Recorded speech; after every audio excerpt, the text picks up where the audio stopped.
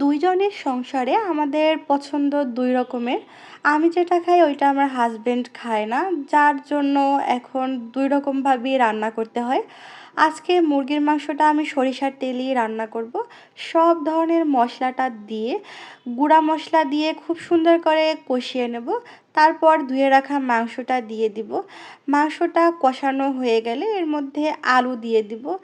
আলু দিয়ে অল্প একটু পানি দিয়ে খুব সুন্দর করে কষিয়ে নেব। তারপর দিয়ে দেব বেশ খানিকটা পানি। এখন এটাকে ঢেকে কিছুক্ষণ রান্না হতে দিব। আজকে আমি কোরাল মাছের ভর্তা বানাবো। যার জন্য ২ পিস মাছ আমি খুব সুন্দর করে হলুদ, মরিচ আর লবণ দিয়ে ভেজে নিয়েছি। আর শুকনো মরিচটাও টালা হয়ে গেল। ওদিকে মাংসটা রান্নাও প্রায় শেষ। অনেকখানি পেঁয়াজ আর মরিচ খুব সুন্দর করে মেখে আমি মাছটা বেছে নেব। আর মাছটা বাছা কিন্তু খুবই সহজ যেহেতু কাটা কম।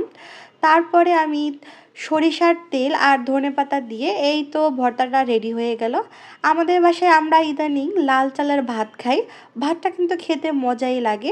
আমাদের মতো কে কে লাল চালের ভাত খান অবশ্যই জানাবেন। ওকে, আল্লাহ হাফেজ।